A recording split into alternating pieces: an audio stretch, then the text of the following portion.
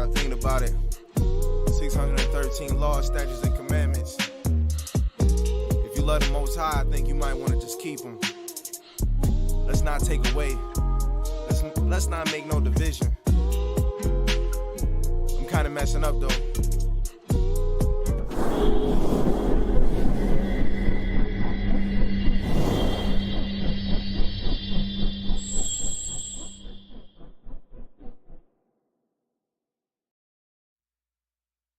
Right. I say shalom, shalom, shalom, shalom, mashpacha, shalom, sisters, brothers, sisters, all Israel.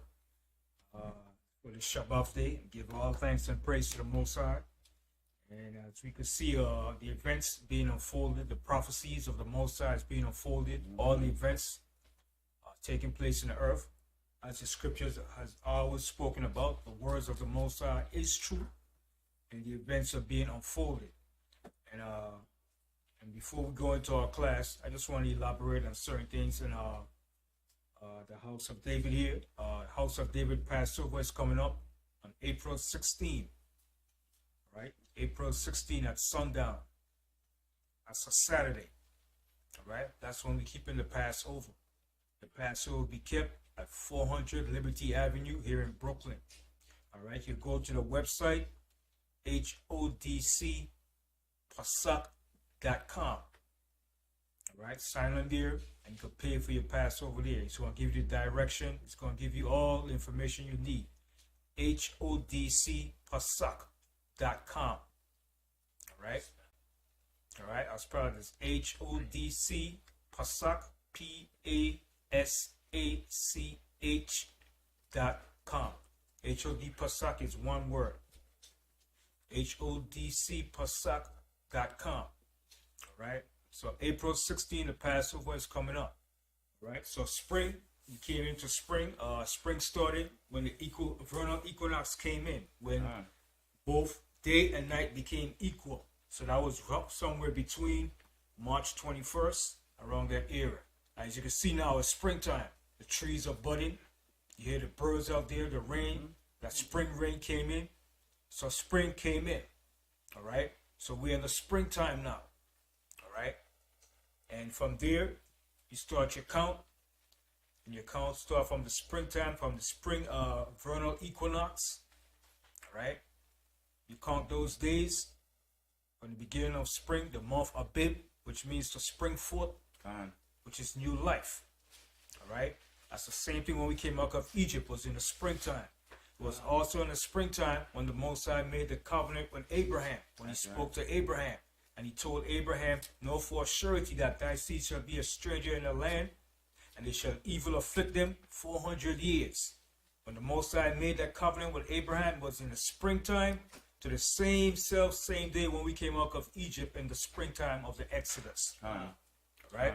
So this is the season that we're in now. We're in the season of the springtime, the Passover.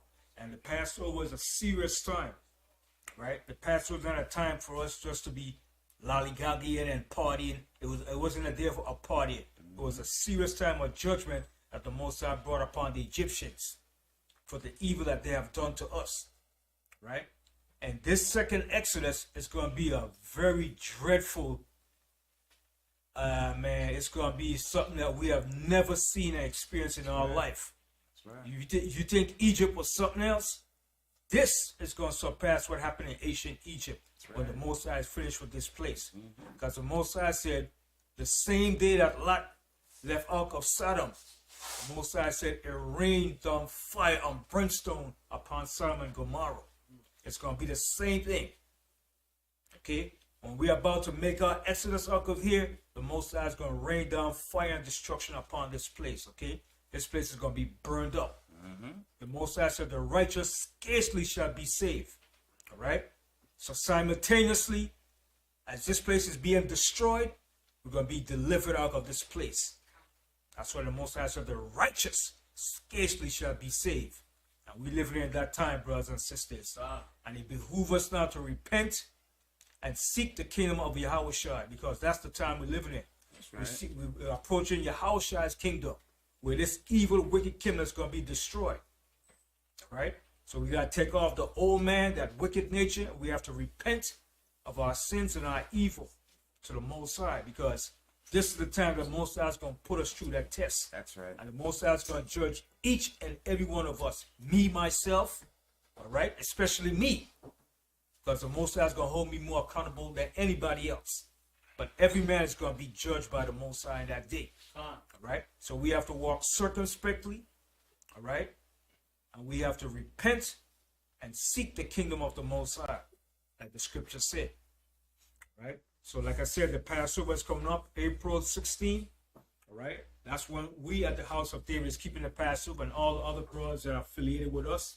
Matathu were over in Ghana, all right? And all the other brothers in Utah, with all the different brothers affiliated with us, are keeping the Passover on April 16, right? Some people might say, why are we keeping April 16? Because the springtime did not come in last month.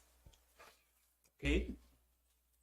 The month of Abib begins the month of spring forth, when you see your trees and everything start to bud. But especially when the barley season comes in Jerusalem. That's the springtime. When you see that barley season comes in, that's the springtime. When you see that new moon comes in Jerusalem for the spring, that's the spring. That's when you take note of the calendar from the appointed season in Jerusalem. All right? So I just want to share that information and put that out. And I want to elaborate on a lot of things, because there's a lot of things taking place in the earth. Okay? A lot of undetected things being used, smoking mirrors. All right? A lot of covert operation and things being done in the disguise of the war in Ukraine. Okay? See, like Biden just passed an executive law where he's going to change the digital currency. He's bringing a new digital currency. Wow. Okay? He passed that executive law in the guise of all the war and everything that's taking place in Ukraine. So they're about to bring in their new world order. This is Esau's fervent plan to bring in his new world order. But the Most High is going to bust his bubble. That's right. Okay? And his plan for the new world order is not to include us. It's to get rid of us. That's the initial plan. That's right. And he's working hard to bring in that new world order. Okay? So that executive order been passed with a digital currency, which is the Bitcoin.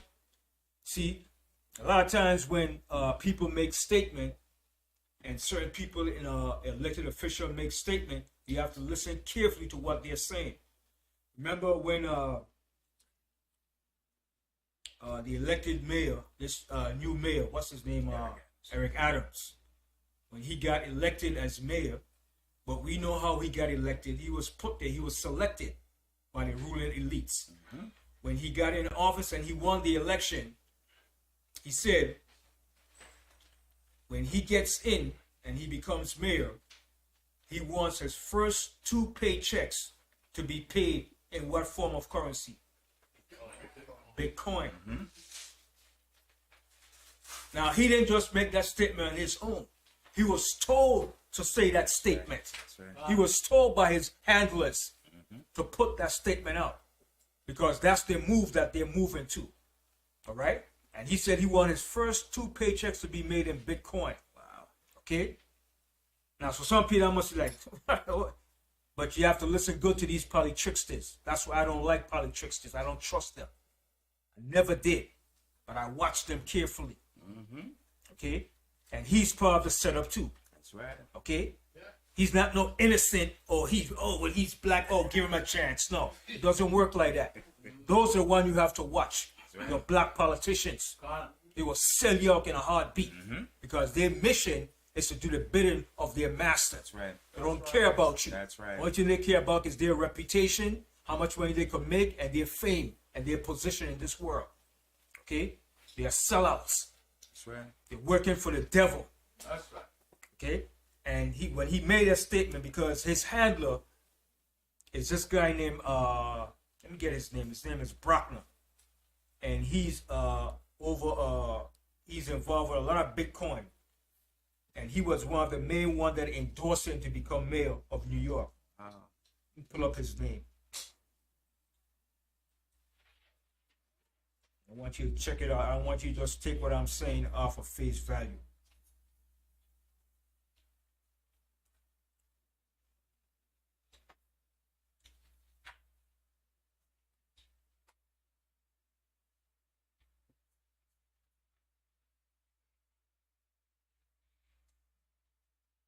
Okay, his name is Brock, B-R-O-C-K,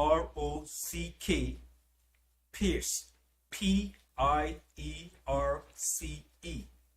Brock, B-R-O-C-K, Pierce is his last name, P-I-E-R-C-E. And he's a Bitcoin billionaire. Wow. A Bitcoin billionaire, okay? And he donated to Adam's campaign. So if somebody's a billionaire that's going to donate to your campaign, what is he going to push for you to do? Mm-hmm. He's going to push for you to advertise Bitcoin.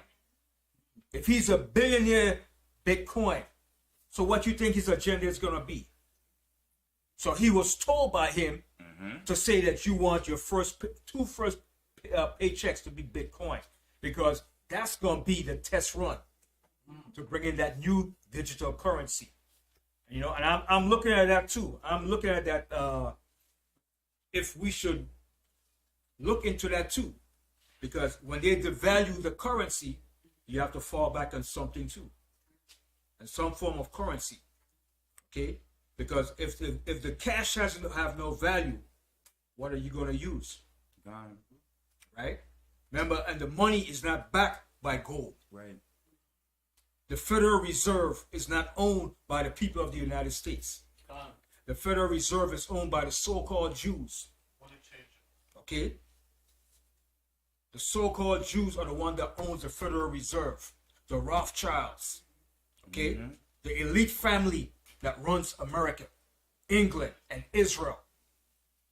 Okay? They own the Federal Reserve. So they could change the currency anytime they feel like. Okay? So we have to be aware of that. So I'm looking into that. I'm seeing where they're going with this thing now. All right? But remember, the Most High said, their gold and silver shall they cast into the street in the day of the Most High wrath. Okay? So all that they plan to do, that's their new world order. But the Most High have an order for us that we have to follow. That's right. Okay? They understand that this kingdom is going down. And they're about to lose their rulership and their kingdom. That's right. They know it's coming to an end. That's why they want to create and bring in the new world order. Right? But it behooves us, for us, to seek the kingdom of the Most High. That's where our reassurance, our safety is. Okay? So before I go into my class, I'm going to start off as usual. I'm going to read our Psalms, the 63rd chapter, Psalm 63. So I just want to touch on a lot of events and stuff that's going on. You see, Russia is using hypersonic missiles. Okay, and hypersonic missiles mean that's some powerful stuff. Okay, it's way faster and quicker than the regular missiles they had 40, 50 years ago. Can you imagine 50 years ago, they had a missile that could launch from Russia to America and hit America within a half an hour. 50 years ago. So imagine now with a hypersonic missile. If it could have been done within a half an hour, how much time do you think you could do it now with a hypersonic missile? 15, probably 15 minutes. So imagine that. How fast they're moving with their technology, how fast everything has speeded up. That's why Yahawashi said, knowledge shall be increased. Right? God. And his knowledge is also referring to the technology, to the knowledge of this world, and also to the Most High's knowledge. Okay? Things has been increased tremendously. Right? And this thing is speeding up. That's why Yahawashi said, if he didn't cut the time short, there will be no flesh left to save. But for the elect's sake, that's why he said you have to cut this thing short. I remember I brought up a couple weeks back, I showed you this historian named John Bagot Glove. he wrote about empires. That every empire, when it reached that 250 mark point, that's when an empire goes down. Like I said, he said in 2026, America will reach that 250-year mark as an empire. He gives you the list of all empires that rule. And all empires that ruled, when it came to that 250 year, all those empires went down. Okay? So America is no exception. Okay? And in Egypt, under the 18th dynasty, that dynasty lasted for 255 years. And the Most High brought that dynasty down. That's when we came out of Egypt. So all things are linking up. That's right. All things are coming into play. So we have to watch, observe, pray, repent, and keep our eyes on the prize. Because we live in one of the most perilous times ever. Okay? But before, let me read Psalm 63, and then after get down to the 12th chapter. Fine. So we're going to begin with Psalm 63. Psalm 63, verse 1. O God, thou art my God. Early will I seek thee. My soul thirsteth for thee. My flesh longeth for thee in a dry and thirsty land. See what David said? David was seeking for the Most High. Okay? And this was when David was in the wilderness. Are we in the wilderness now of America? Yes, we're in a form of a wilderness. Right. Okay? And now is the time that we should be seeking and crying out for the Most High. Okay? Because our wealth, our possessions, none that we have is going to save us in these last days. Read that verse again from the top. From the top, Psalm 63, verse 1. O God, thou art my God. Early will I seek thee. My soul thirsteth for thee. My flesh longeth for thee in a dry and thirsty land where no water is. Right. So David was seeking for the Most High. Okay? And David always seek for the Most High. But at this particular time, when he was on the run, he was seeking more for the Most High. And especially now in these last days, where we don't know the uncertainty of things that's going to happen. Food shortage, okay? Because that famine is going to come. The Bible speaks about in Revelation, the 6th chapter. It's going to be a famine. Okay? That pale horse, that red horse, that white horse, that black horse. Those 4 horses. Okay? And you know that black horse represents death and famine. And that famine is coming soon. Okay? Go ahead. Verse 2. To see thy power and thy glory, so as I have seen thee in the sanctuary, because thy loving kindness is better than life. See what David said? Because thy loving kindness is better than life. Go ahead. My lips shall praise thee. Thus will I bless thee while I live. I will lift up my hands in thy name. My soul shall be satisfied, as with marrow and fatness, and my mouth shall praise thee with joyful lips.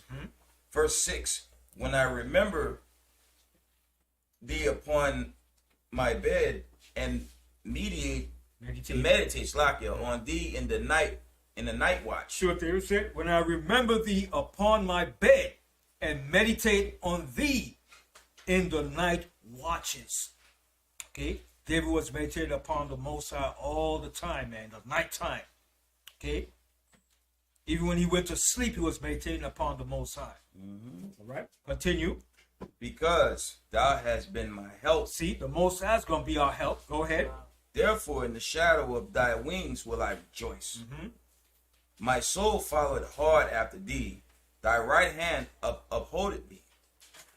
But those that seek my soul to destroy it shall go into the lower parts of the earth. Verse 10. They shall fall by the sword, and there shall be a portion for foxes. But the king shall rejoice in God. Everyone that sweareth by him shall glory. But the mouth of them that speak lies shall be stopped. But the mouth of those that speak lies shall be stopped. Okay, and the lives of these rulers of this earth is going to be stopped. The elite rulers, their mouth going to be stopped. But it's their job to do that against the Most High and against the Most High people. Right? So we have to be vigilant and sober.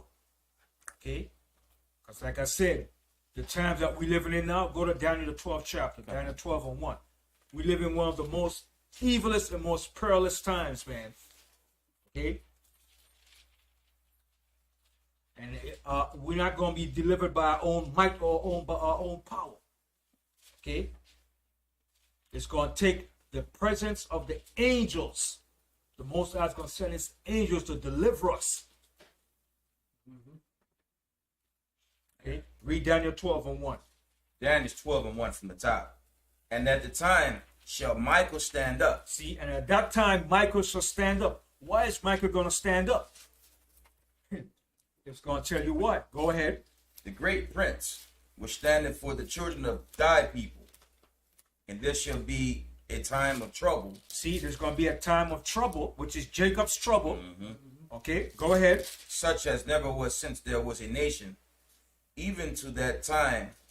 And at that time, thy people shall be delivered. See, but at that time, thy people shall be delivered.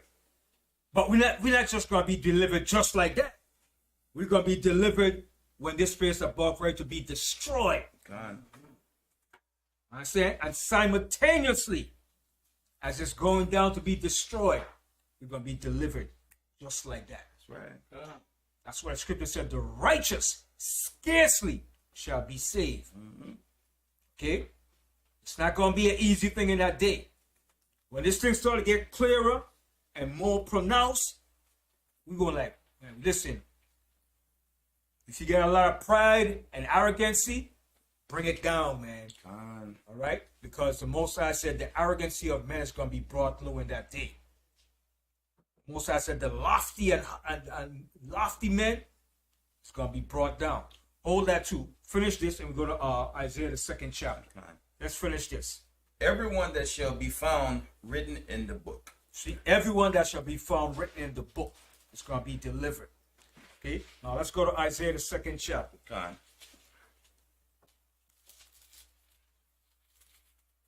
I got it.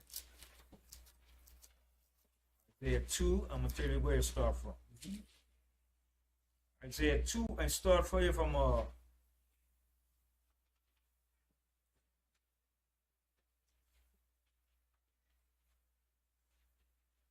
start from the 9th verse. Isaiah 2 and 9. Isaiah 2 and verse 9. And he reads, and the mean man bore it down, and the great man humbled himself. Therefore forgive them not. Enter into the rock and hide thee in the dust, for fear of the Lord and for the glory of his majesty. See what it says? Enter into the rock and hide thee in the dust, for the fear of the Most High and for the glory of his majesty. Who is this referring to?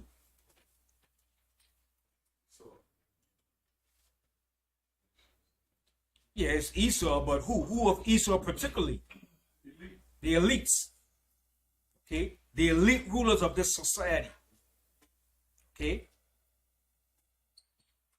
They're going to be running for shelter, running to hide from the day of the Most High. Okay? The rich bankers, the politicians, the oligarchy, the plutocrats. Okay? They're going to try to hide themselves in that day. And guess what? Some of our people too. Yep. I'm going to my underground bunker too. You simple Negroes. Okay? The Most High is going to search you out. Okay? The Most High says if you go to the bottom of the sea, the Most High says his hand's going to search you because the Most High has who down there? He has Leviathan. Okay? So you can't run or hide from the Most High in that day. Let's continue. Isaiah 2 and verse 11. The lofty looks of man shall be humbled. See? The lofty looks of man shall be humbled. Right? Go ahead. And the haughtiness of men shall be bowed down. See? Bowed down. And the haughtiness of men shall be bowed down. Okay? Go ahead. And the Lord alone shall be exalted in that day. See? The Most High alone is going to be exalted in that day. Go ahead. For the day of the Lord of hosts shall be upon everyone that is proud and lofty, and upon everyone that is lifted up, and he shall be brought low. See, everybody's going to be brought low in that day. Continue. And upon all the cedars of Lebanon that are high and lifted up, and upon all the oaks of Bashan. So the Most High is giving you an example of the cedars of Lebanon. Cedars are tall, strong, upright trees. All right? And the oaks of Bashan. These are strong, solid trees that are upright. Like the Most High said, if man is like that in that day, even man that think he's upright and strong and powerful, he's going to be brought low. Because when you read about the oaks of Bashan and the cedars of Lebanon, these are strong trees that live long. Strong trees. Okay, you ever see a coconut tree? Even a coconut tree is a strong tree too. Even when hurricane comes, a coconut tree is still standing. Still standing. That's right. But the oaks of Bashan and the cedar are stronger than a coconut tree. God. The Most High is giving an example. Continue. God, verse 13. And upon all the verse 14. And upon all the high mountains, and upon all the hills that are lifted up. And the hills and mountains represents what? Governments. Okay? All the mountains and governments are exalted. They're going to be brought low. Continue. And upon every high tower, and upon every fenced wall, and upon all the ships of Tarshish, and upon all pleasant pictures. And the loftiness of man shall be bowed down, and the haughtiness of man shall be made low, and the Lord alone shall be exalted in that day. See, the Most High is repeating it again the second time. He's letting you know that the Most High alone is going to be exalted in that day. Man is going to be brought down low. Okay, go ahead. And the idols he shall utterly abolish, and they shall go into the holes of the rocks. Now check this out. And they shall go into the holes of the rocks. They shall go into their underground bunkers and far-off shelters in that day. God. Okay, which they have. They have them out in Wyoming. Okay, out in Idaho. Out in all those states out there, Utah. Okay, underground bunkers and far-off shelters where you could live down there for probably 2 years or more. Right. Fully fortified with everything you need to survive. A natural, in a day of a nuclear holocaust. Right. It's well fortified. You could live down there, man, and come back out again and say, yes, we survived. Nah, the Most High got a surprise for you devils, man. Okay? Because that's their plans. When it's all over, we're coming back out to restart everything, the new world order. Right. Nah, buddy. Nobody. The Most High is going to put an end to that crap. Because the kingdom of the Most High is coming for the children of the Most High. That's right. That's the time we're moving into the kingdom of the Most High for the children of Israel. That's right. Continue. God. And they shall go into the holes of the rocks and into the caves of the earth for the fear of the Lord and for the glory of his majesty when he arrives to shake terribly the earth. See? And for the glory of his majesty, okay? When he ariseth to shake terribly the earth. The Most High is going to shake this earth terribly. Okay? He's going to shake this place up. Hold that. And go over here to Isaiah again. I'm coming right back there. Hold that Isaiah. And go over here to Isaiah 24.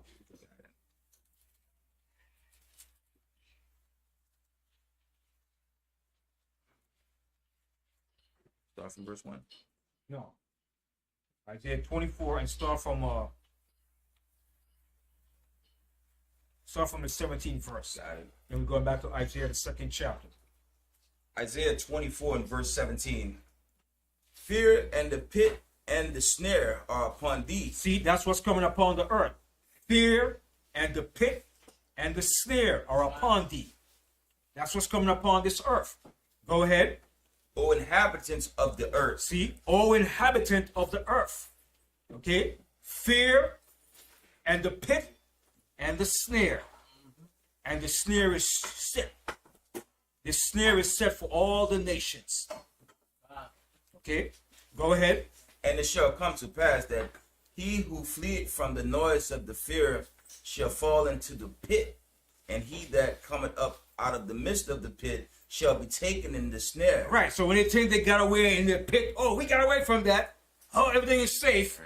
Then the Most High got a snare for you. It's not over yet. Okay, go ahead.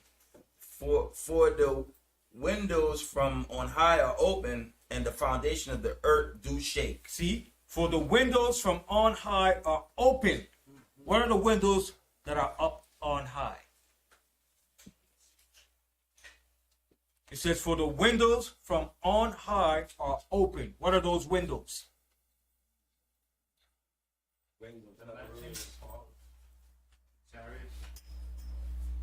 No, it says, for the windows from on high are open.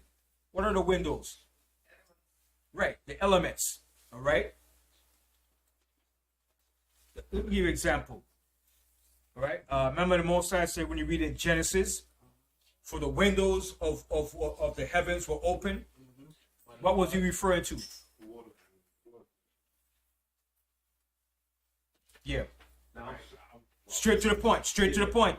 When he's pointing me upon a blessing, in this case, he's pointing out back.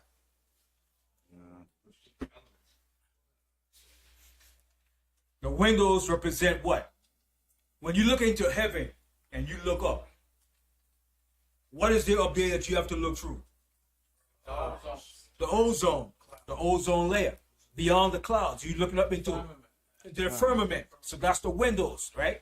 The windows of heaven are open. All right? So it's open for what? What is it open? What caused it to be open? What caused the windows of heaven to be open? When I had the flood. True. The water came in. That's true. Now, in these times, right, that we're living in, what caused the windows to be open now? And it's Esau's favorite term that he used today. His favorite word he used all the time.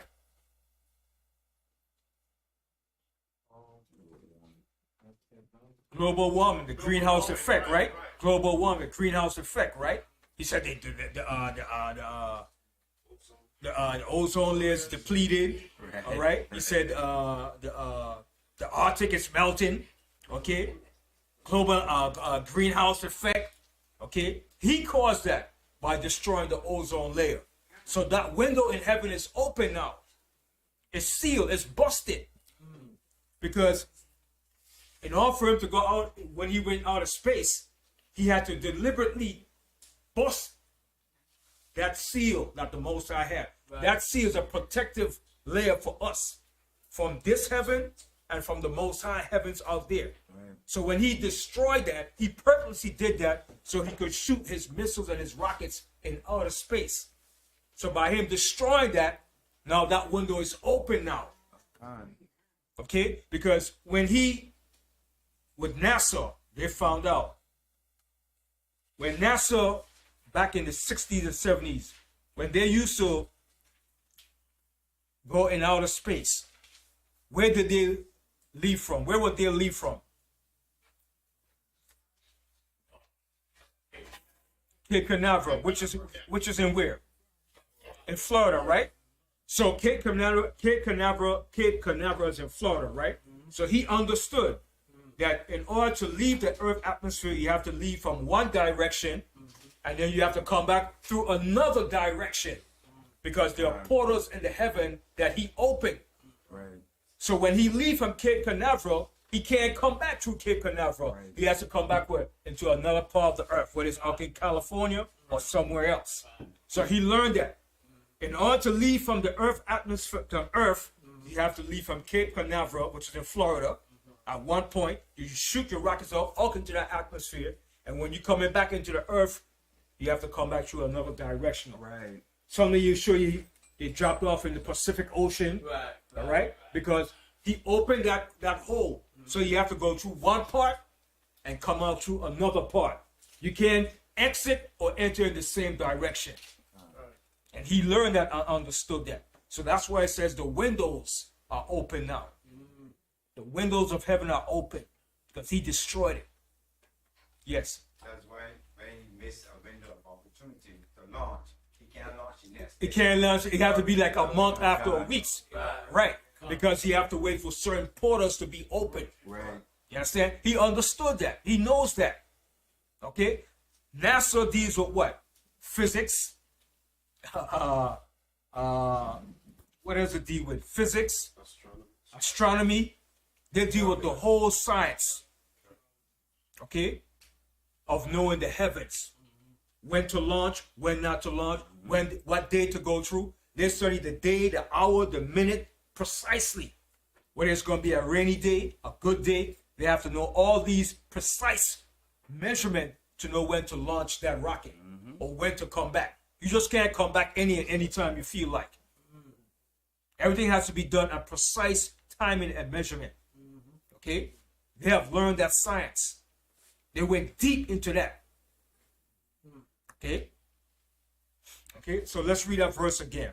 So I just want to show that. That's why it says the windows are open. Read that part again. Isaiah 24 and verse 18 from the top. And it shall come to pass that he who fleeth from the noise of the fear shall fall in the pit. And he that cometh up out of the midst of the pit shall be taken in the snare. Right, so they shall come out from the pit. They're going to be taken in the snare that the Most High have for them. Go ahead. For the windows from on high are open. See, for the windows on high are open. Now it's open. All right, go ahead. And the foundations of the earth do shake. And the foundation of the earth do shake. Go ahead. The earth is utterly broken down. So what he says, the earth is utterly broken down. Go ahead. The earth is clean dissolved. The earth is moved exceedingly. The earth is going to move exceedingly in that day. Okay? That's why it said when the Lord cometh to shake terribly the earth. In that day, the earth is going to shake exceedingly.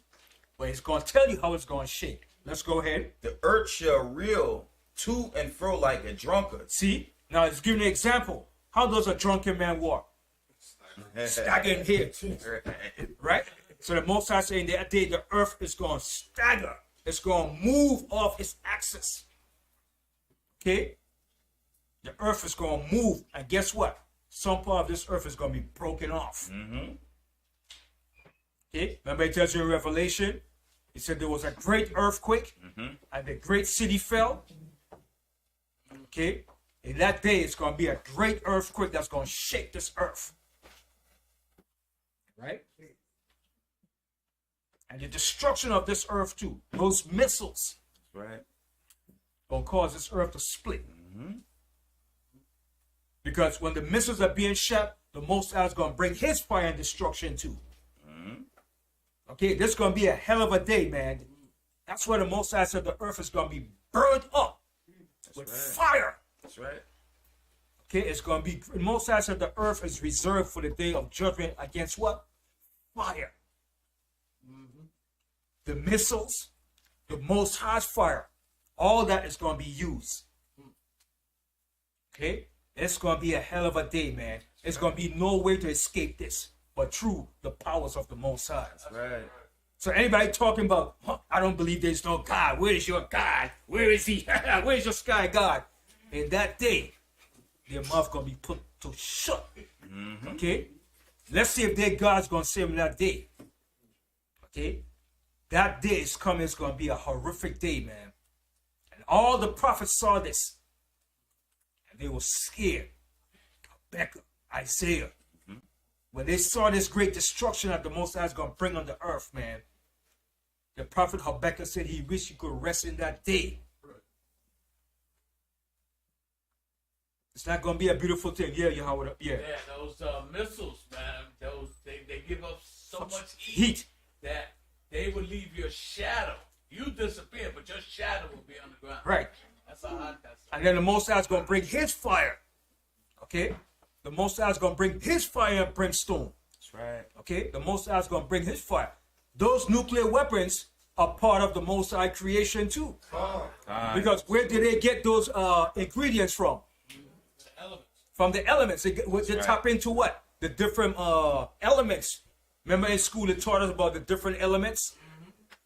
You had to learn the different element chart. Right. Right, come. Table with the addition. Table, yeah. Right. He tapped into all those things to form what he made the nuclear weapon. He took different parts of different atoms, nucleus, neutrons, and put them together. Right. And created what? A monster. A monster for his own destruction. Hold that. Oh man, someone straight going to my mind right now. Oh, man. Hold this here.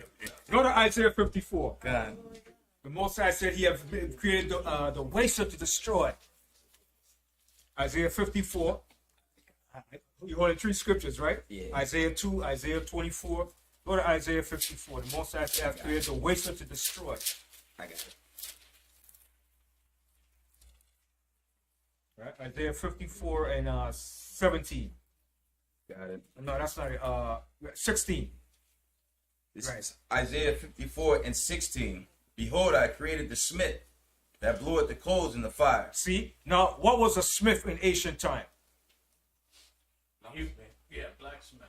You would have metal. Right. A smith was a person that worked in metals. Okay? So he worked in the fire to form a weapon. He'll melt it down.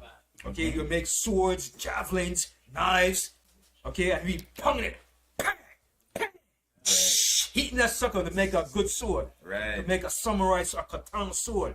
And you see a katana sword? That's a well-built sword, man. That's a master sword, man. Okay? To make that, you have to be a special craftsman. You have to be a special smith to make that katana sword, man. Okay? Then you shine, you polish it up. And when you pull that thing up, I think it's a glittering sword, man. Okay? So the Most High said, behold, I have created the smith. Now, in ancient time, there was a smith. In today's modern day, who is a smith? The scientist. Right. That Frankenstein monster. Okay, go ahead. Behold, I created the smith that bloweth the coals in the fire, and bringeth forth an instrument for his work. See, that bringing forth an instrument for his work. All right, go ahead. And I have created the waster to destroy. See, the Most High said, and I have created the waster to destroy. What is that waster? Those missiles. That's right. That's the ultimate waster. Then the Most High have his waster too that he's going to bring. His fire. Okay? That's Esau's carnal way of creating that sword. Okay? That's his carnal way of creating a sword for his own destruction. Remember, every weapon that Esau has made, he has used. God. Okay? So he's going to use those nuclear bombs. That's the talk, but he's going to use it. It's going to be used against him for his destruction. That's right. That's why the Most High allowed him to make it for his destruction. Okay? Now go back to Isaiah 24. God. 24 and 20. Isaiah 24 and 20. God. The earth shall reel to and fro like a drunkard. See, the earth is going to reel to and fro like a drunkard. It's going to move back and forth. Okay? Go ahead. And shall be removed like a like a cottage, and the transgression. See, he said, and it shall be removed like a cottage. Okay, you know what's a cottage? A cottage like a house. A little house. So the earth is going to reel to and fro. It's going to be a dreadful day, man. Yes, LeBron. It's actually like a shack. Yeah. That's what the Most High said it like. Yeah. Like a Shack. Just crumble and move, man. Boy, this is going to be a dreadful day, man. A dreadful day, man. So that's why we have to be humble ourselves, man. Be contrite and repent, man. Because, listen, man, what's coming upon this earth is not going to be beautiful, man. Right? The Most High is going to show his might and his power. That's right. The flood was child's play, man. God. Okay? Continue. And the transgression thereof shall be heavy upon it, and it shall fall and not rise again. See? And it shall fall and not rise again. Continue reading on. And it shall come to pass in that day that the Lord shall punish the host of the high ones that are on high. Now, who is that? See what it says? And it shall come to pass that in that day that the Most High shall punish the hosts of the high ones that are on high. Who is that? The elite rulers of this earth. The people that you don't see or know about. Okay? The Rothschilds, the Rockefellers. Esau elites, the Edomites. That's really calling the shots behind the scene. Okay? Continue. And the kings of the earth are See? upon the earth. And the kings of the earth upon the earth. The rulers, the presidents. Okay? Continue. And they shall be gathered together as prisoners, and gathered in the pit, and shall be shut up in the prison, and after many days shall they be visited. Yeah, and after many days shall be visited. Go ahead. Then the moon shall be confounded, and the sun ashamed, when the Lord of hosts shall reign in Mount Zion and in Jerusalem, and before his ancient Gloriously. All right. Now go back to Isaiah the 2nd chapter. All right. So what's coming upon this earth is going to be a dreadful thing, man. Isaiah the 2nd chapter, and we left off in is it 21? read 19 again. Isaiah 2:19. And they shall go into the holes of the rocks, and into the caves of the earth for the fear of the Lord, and the glory of his majesty, when he arises to shake terribly the earth. See, the Most High is going to shake terribly this earth. Continue. In that day a man shall cast his idols of silver and his idols of gold, which they made each one for himself to worship, to the moles and to the bats, to go into the clefts of the rocks and into the tops of the rag rocks, for fear of the Lord and for the glory of his majesty, when he arises to shake terribly the earth. See, I see Isaiah's repeating it again, because that's what they're going to do. They're going to go into those fallout shelters and those bunkers, underground city, and they're going to try to hide from the Most High and Yahawashi and the angels. Go ahead. Cease ye from man, whose breath is in his nostrils, for wherein is he to be accounted of. All right. And what else? What other scripture speaks about this? When you go to Revelation 6, right? Go to Revelation 6 real quick. I'm going to show you something.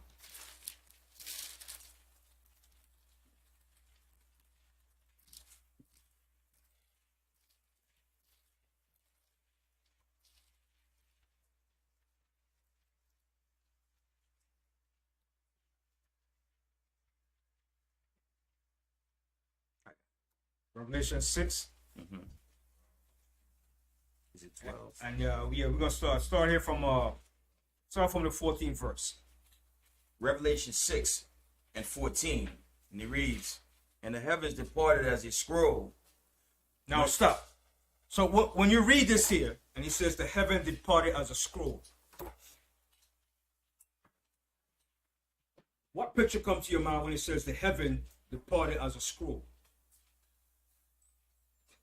Like a mushroom cloud. Right, because what is a scroll? What was a scroll in ancient time? Right, it rolls up. It rolls up. All right. So the Most High said, "The heaven shall depart as a scroll." Right. So the Most High is giving an example of what you call a mushroom cloud effect. When a great destruction goes off, everything goes up into the heavens and forms like a big mushroom cloud. All right. So read it again. And the heavens departed as a scroll, when it rolled up, and when it rolled together, and every mountain and island were moved out of their places. And the kings of the earth, and the great men, and the rich men. See what he says? Is then you said the kings of the earth, all right, and the great men, okay, and the rich men. So that's showing you that's not merely per se talking about us as a people, even though you might have some other people trying to do what the damn devil is doing. But this is mainly referring to them and what they're going to do to hide themselves in the day of the Most High's judgment. Go ahead. Read again from the 15th verse. And the kings of the earth, and the great men, and the rich men, and the chief captains, and the mighty men, and every bondman, and every freeman, hid themselves in the dens and in the rocks of the mountains. See? In the dens and in the rocks of of the mountains. So you might say, why is Peter going to the rock of the mountains? Because there are what? Fallout shelters and underground bunkers in those mountains. Okay? A mountain is a great shelter for fortification too. Okay? If you didn't know that. A mountain could withstand a great amount of this great destruction too. But it's not going to withstand the destruction that the Most High is going to bring. Okay? Go ahead. And said to the mountains and rocks, fall on us, and hide us from the face of him that sitteth on the throne, and from the wrath of the Lamb. For the great day of the wrath is come, and who shall be able to stand? Right? And who shall be able to stand in that day? That's the question. Who's going to be able to stand in that day? Okay? So what's coming? It's not going to be beautiful. The Most High is showing us a build-up to what's taking place over in Ukraine. Okay? And it's going to get heated more. Okay? It's going to get heated up. Wait till Russia can't really export, sell their goods, and they push up. They push where they can't exist.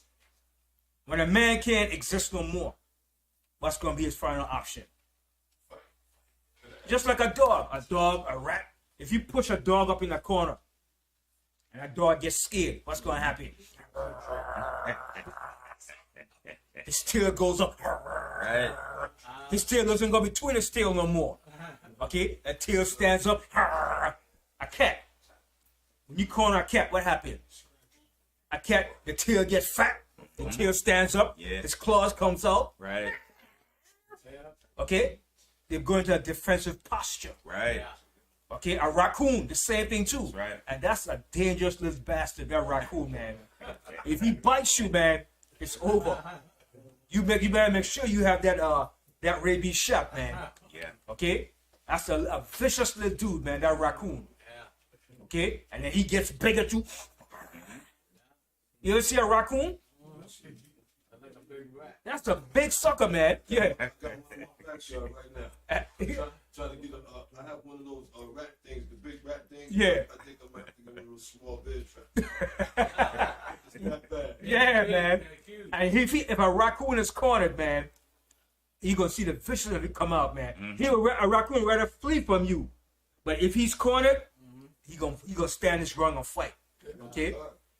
So that's the same thing with Putin. If he gets to a point where he can't exist no more, or he can't export or sell his goods, and he feels that he's threatened, and his kingdom is coming to an end, it's on, baby. It's on. That's natural for anybody. Right? It's on, and that's what they're trying to do. You understand? But in my opinion, this is my opinion, Putin made a major calculation, and he miscalculated something. Now, if you're the second world power in the earth with all the technology and the military hardware, before you went into Ukraine, shouldn't you have used your drones and your satellite to pinpoint all the military base and installation and bomb the hell out of it, just like America did when it went into Iraq? When America went into Iraq, the first thing they bombed was all the military base points and communication. How he just went into Ukraine just like that, and he said he suffered a lot of casualties and loss too. Don't think he just went in the war like that. He's suffering like great losses too. Okay? Because remember, Ukraine are Russians too. Russia used to give them weapons too, and they get weapons from America and NATO too. So they're going to fight. So they've been using their artillery weapons and knocking off his tanks and everything that he has now. So now he's resorting now to the bad boy style. Okay, I'm going to hit you back now. So he went to his super hypersonic missiles. Why did he go to hypersonic missiles? Because he's being pushed to the test now. He should have really went in there and just took over Ukraine already. Right. He should have got Zelensky and hang him up already. Okay, he shouldn't be coming on news reporting, talking trash. He should have took Kyiv long time ago, bombed the hell out of all the military bases, took it over, and got the Russian flag up in there already. But why is he giving such a hard time? Because he miscalculated something. He miscalculated that they will give them a resistance. Any people will give you a resistance once it's in their land. Never forget that. That's right. If you come to invade a next man's land, he will put up a resistance against you. And that resistance is going to last until they can't fight no more. Better believe that. Okay? Or you think America lost in Afghanistan? They didn't win in Afghanistan because the Taliban put up a resistance. And that resistance is called what? Guerrilla warfare. Right. The same thing in Vietnam. Guerrilla warfare. When you put up a resistance, it's your land, you're going to fight, you have nothing to lose. So now he either has two choices. He either get the hell out of Ukraine or just take all of Ukraine, just bomb the hell out of it. Right. Bomb every military base, every communication satellite, and find Zelensky. That's the only way. Because if he stays there, he's going to have to fight a what? A guerrilla warfare. You're going to have to fight a guerrilla warfare. Nobody's going to just give up just like that. Right. So that's a calculation. You understand? But something is going to give. And I think the whole idea is what the United States is trying to do is bog him down in what they call another Afghanistan war that they fought with the people in Afghanistan. Because Russia didn't win the war in Afghanistan. They didn't win that war. They've been there for what, 10 years? But they didn't win that war. Now, the people in Ukraine have some high-tech weapons too. They got high-tech weapons too that they're getting from NATO, the United States, from Turkey. They're using drones from Turkey that's pinpoint all of their tanks and just destroying their tanks, Russian tanks too, man.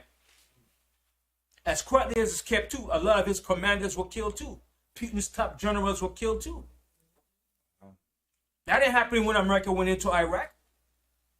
America went into Iraq and they took out Saddam Hussein, his first front line. Took them out, man, in a matter of not even weeks.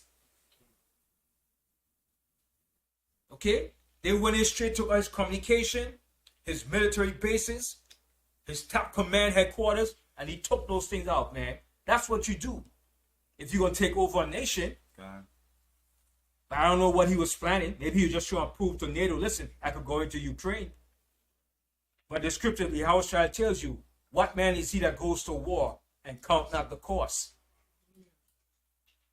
Right? You have to count the cost when you go to war, man. You can't put your mouth out there, man. You put your mouth out there, you're going to look like a fool. You have to count the cost, man. Are you going to win this war? How are you going to win this war? How are you going to do it? Now, he's going to every extent now. Right? He's using hypersonic missiles. That's what he should have used in the first stage of the war. And take out all their major military bases and headquarters. Get your drones and satellite and pinpoint where all his men are hiding out.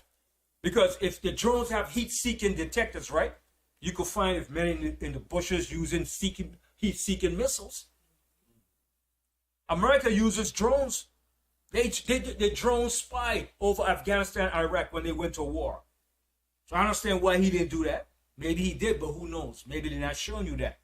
But a lot of reports that I'm seeing, it's a lot of casualties, man.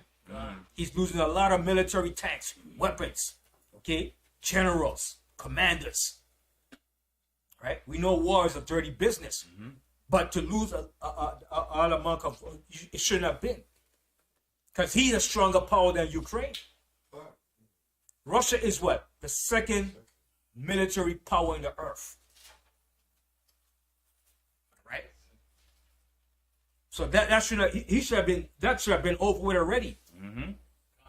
It should have been over already. He's a superpower. He's a superpower. Ukraine is not a superpower. But that's just my opinion and calculation of what I see. But it's going to get to a point. He's going to have to use those weapons. Okay? You're going to have to use those nuclear weapons. Because either you get out or you stay and fight. Because you're already in their backyard. And once you're in a man's backyard, you may as well put up and fight or get the hell out. You know, we need to think about the weather. Remember when Hitler went in there and they froze? His troops froze. It's froze. The weather's going to happen. It's going to be that long when the weather's going to happen. well, spring is coming in soon. You know what I mean? Spring is coming in soon. So spring changes a lot of things. You know? So the ground is starting to get softer now. You understand? When it was winter, the tanks got going on more solid ground. But now that spring is coming in, it's going to start to butt up. It's going to get soft, more rain. You understand? Yeah, it's going to sink more into the mud. And remember, his tanks are already in Ukraine already. So now he can't retreat now. You may as well go all the way in now.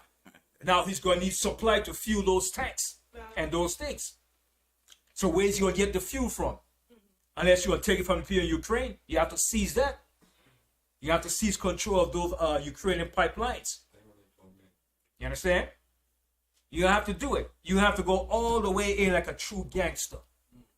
You can't play no game. You have to seize control of the fuel tanks, to fuel those tanks, to fuel those trucks, and to fuel everything. But in doing that, like I said, he's going to be met against great resistance. So he's going to be bogged down now. So when he gets to a point where he's bogged down, he's going to be forced to use those nuclear weapons. And it's coming to that point. Right? Missiles going to start to fly very soon. Right? So that's my assessment. Missiles going to start to fly very soon. It's coming. It's going to build up to that. It's a build up. All right? So I was I just want to share that point. Let me go back to that's just politics, but it's geopolitics. But guess what? The Bible deals with geopolitics too. The Bible is showing you what the current events of all things too. Right? Because the Most High is showing you the events, historical events. Because geopolitics means what? The physical, political things that's taking place in the earth. Right? For the resources, the control, power, rulership. That's what it's about on the left-hand side. All nations are fighting for power in the earth. Ultimate power and control. Russia is fighting for it. The United States, China. Now it came out that China now is going to build a military base in the Pacific, in the Solomon Islands. That's going to give China more power now. Because that's all China needs. They need a military base in the Pacific. Because China doesn't have a base in the Pacific. But if they have a military base in the Pacific, that's going to strengthen their power. And America is worried now. Australia is worried. India is worried. Because China is branching out, man. China is moving. China is stretching his hands all over. Right? China is making inroads to every country in the face of the earth. In Africa. They're right up there with the Africans, man, making big deals with them too, man. They got control of all of the major mines, okay, the gold, the cobalt. They have a lot of in contact with the resources in Africa. China's in Malaysia, Singapore, all those countries, China's in there. And they're making an alliance with these nations, man. Right? So all nations is jockeying for power in the earth. But that's the ultimate power that the Most High is going to give us. But in righteousness. Right? So all nations understood the value of power and rulership in the earth. You got to have resources and wealth in the earth to rule this earth. If you don't have no resources and wealth in the earth, you're useless. If you have a great economy, it takes what? It takes oil. It takes oil to fuel this whole system to keep it going. If all the oil shut off from this society, everything will stop and crush. Electricity, everything. So that's what it takes. It takes resources from other nations to keep your country going strong. But our people don't understand that. The only thing our people know is God love. Just love. That's the only thing we understand. And how to be foolish. Look at stupid shows. All right? But we don't understand the mindset of the Most High. What he's doing in the earth. All right? And it's very important that we understand and see what is taking place in the earth.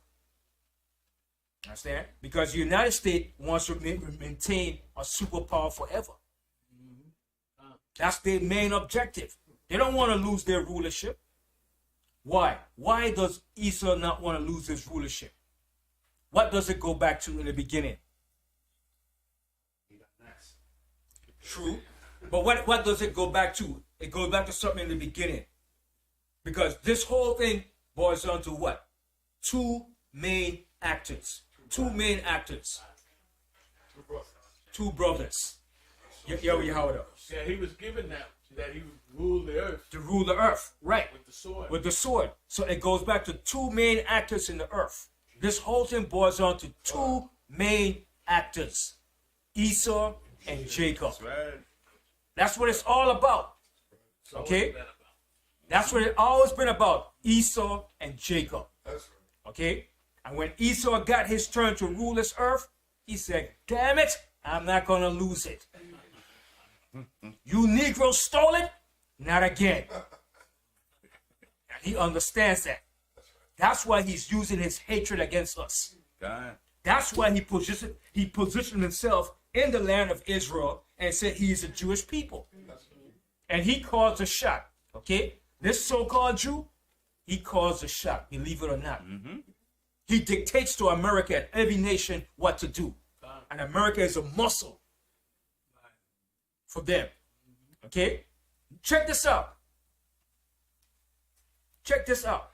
Whenever you say anything against a so-called Jew, what happens to you?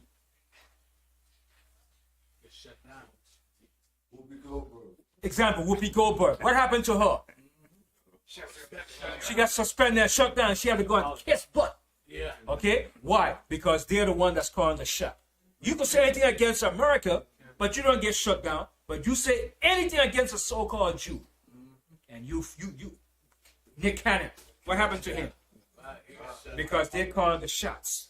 Yes. Yeah, he had to apologize and pay money. And pay money. And they're going to get back at you because they're the Edomites. That's right. Okay? They're running the shot and they haven't forgotten. They haven't forgotten that we stole their birthright from them. And they're going to do anything in their cost and expense to keep us under their feet. Right? Trust me, they know the history. They know who they are and they know who we are. Yes, Yahawashi. Yeah, and they have to count down because they took part of their kingdom. Right. This is their kingdom. Their kingdom, it didn't just stop there. Their kingdom expanded worldwide, globally. Because that's what the Most High is going to do to us too. We're going to be a global kingdom eventually. But our headquarters is going to be where? Jerusalem. Yes, Rabbi. Yeah, and they really have no choice in what they're doing, though. They have no choice because they know if they slip, it's over. It's over. It's over. You understand? But they calculated everything too. They got everything calculated, man. Okay? But they miscalculated one thing. The power of the Most High. The power of the Most High. Yeah, yes, Zachariah. One thing, they say things to me too when they see my hat. I like that. I like that name, Israel. So I like. That's all. Yeah, they like a lot of things too, and they don't like a lot of things. But they calling the shots, man. These little dirty rats controls everything, man. Okay? The music business, the media, okay? The currency, the Federal Reserve. They're in control of everything that goes on this earth. Okay? And that's why whenever you say anything against them, you either fired, blackball, or you can forget it. You have to go and kiss their behind now. Okay, I'm sorry. I didn't mean it that way. It was the wrong choice of words. No, it wasn't. It was the right choice of words, but you have to go and apologize now in order to maintain and survive. Back some years back, maybe about 10, 15 years back, remember Charlie Ward? That used to play with the Knicks? You remember the statement he made? Who remember that? Charlie Ward used to play with the Knicks. He made a statement. He said, yeah, the Jews are rebellious people. That's why God did him that. When he made that statement, they said, what you said, boy? Come here. And they said, listen, you got to apologize so you can't play no basketball. And he went back and, I didn't mean it that way. The words wasn't meant that way. He had to apologize. Why do we always have to apologize when it's the truth? Okay? Because they're calling the shots and they're monitoring everything that goes down. Okay? They're the Edomites. That's why the Most High said they have appointed my land They have taken back Jerusalem, okay? And they're using Jerusalem as their headquarters and America as the bully dog to do their dirty work. Okay? They have a lobbyist called, in Washington called, it's a lobbyist made up of so-called Jews. I forgot the name of it. It's a lobby in Washington. And they make sure and monitor everything that goes down in Congress. Wow. Okay?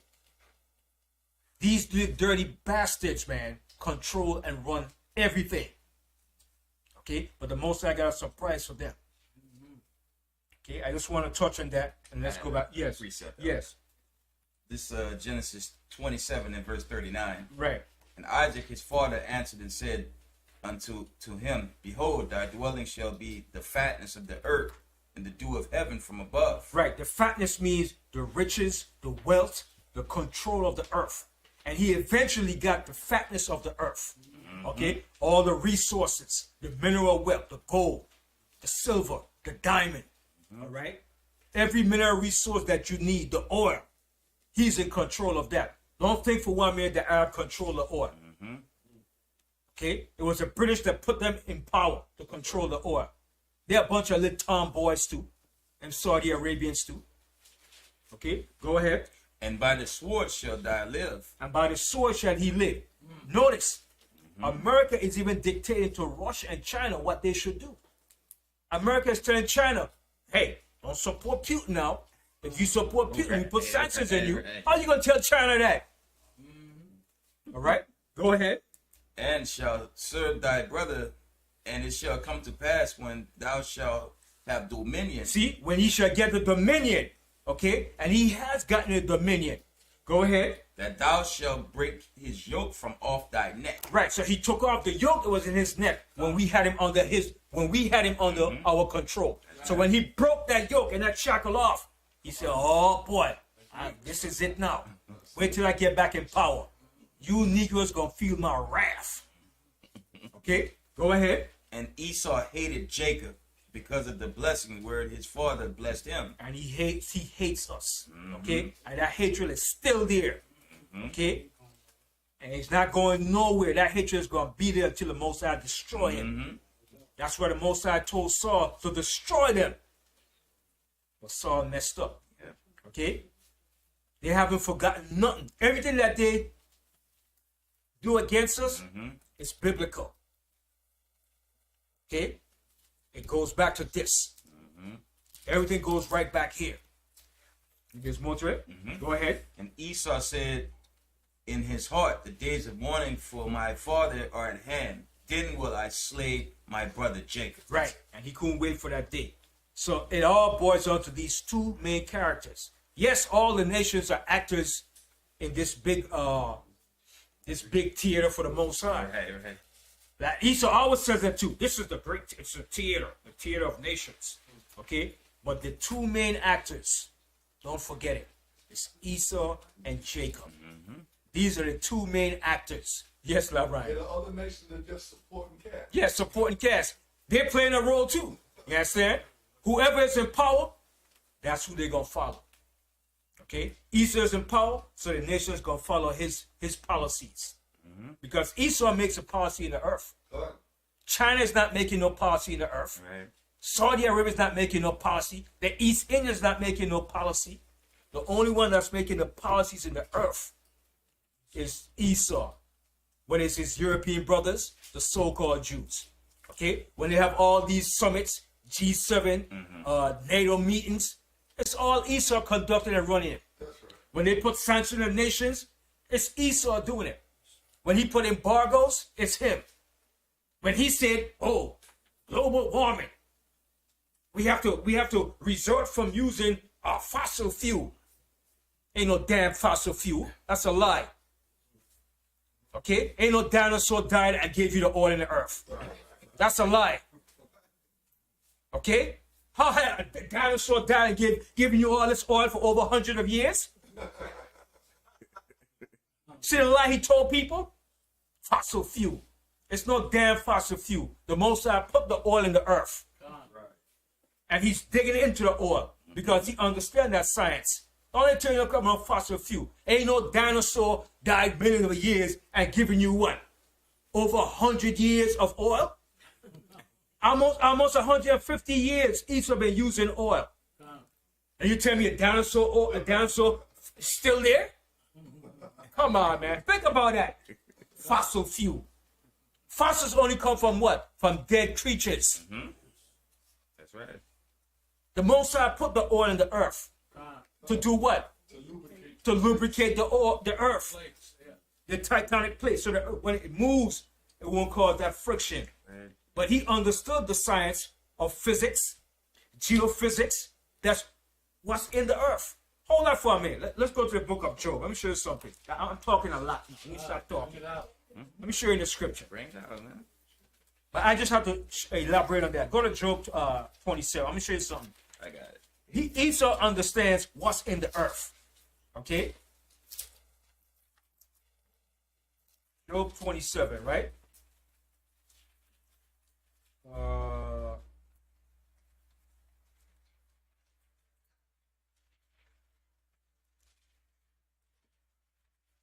Job 28. Now let's read Job 28. Let's start from the first verse. Now listen good to this scripture, right? And you will see from this conclusive understanding that he knows what's in the earth. Right? That's why he made that periodic table chart. Table, yeah. He made that table of periodic table because he understood what's in the earth, what comes from the earth. Okay, start from the top. God, surely there is a vein for the silver and a place for gold. See, surely there is a vein for the silver and a place for gold. Go ahead. Where they find it. See, there's a place where you find silver and gold, and it comes from where? From the earth. Everything comes from the earth. That's why the Most High calls the earth the mother. Okay, a mother's womb has what? It has everything to bring forth what? A child. Okay, it's in water. Okay, it's in fire. Everything that's inside that womb is in the same thing as the earth. Right. Okay, go ahead. Iron is taken out of the earth. See, iron is taken out of the earth. Did Esau know this? Yes. Did other nations know this? Did the Africans know this? Yes, they did too. All nations of the past knew this. The iron comes from the earth. Go ahead. And the brass is melted out of the stone. And brass, all this comes from the earth. Brass. Okay? All nations were dealing with that back in the ancient world. In order to make swords and knives, okay? They had to know about this. Melting down and melting iron and brass, okay? And gold. Okay? Go ahead. He set it an end to darkness and searched out all perfection. The stones of darkness and the shadow of death. The flood break it out from the inhabitation, even the waters forgotten of the foot. They are dried up, they are gone away from men. As for the earth, out of it cometh bread. See, now it says, as for the earth, out of it cometh bread. What does that bread mean? The necessities of life. Right. Wheat, flour, corn, food. Okay? Bread. You know, you say, yo, you got bread, man?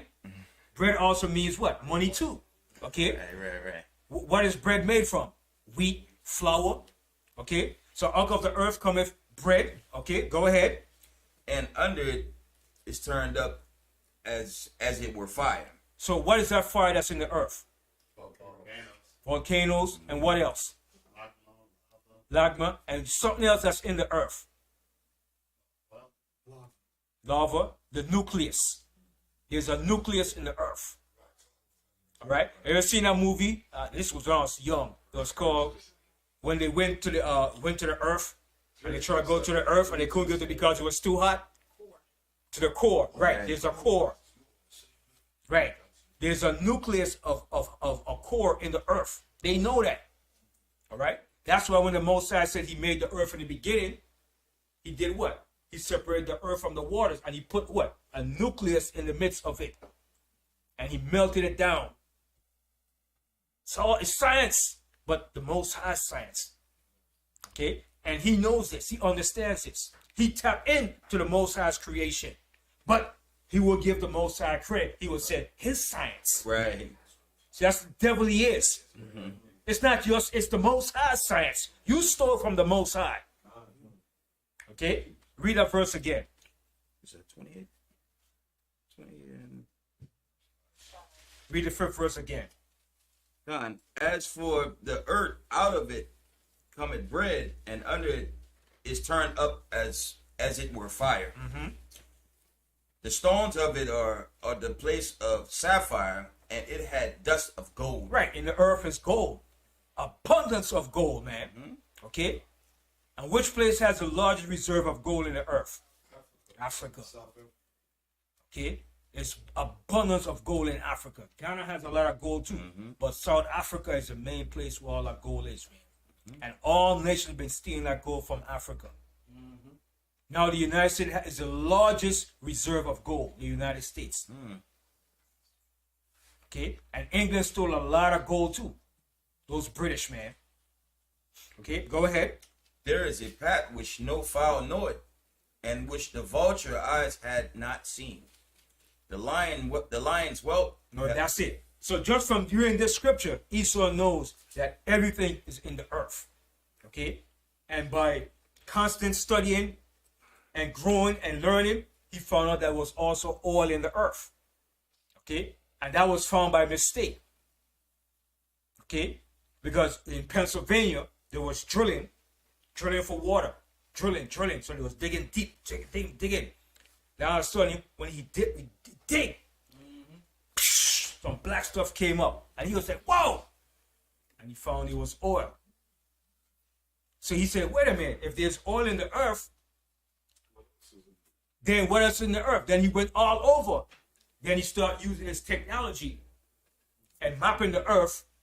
Then his technology showing that, wait a minute, the countries have the largest reserve of oil. Right?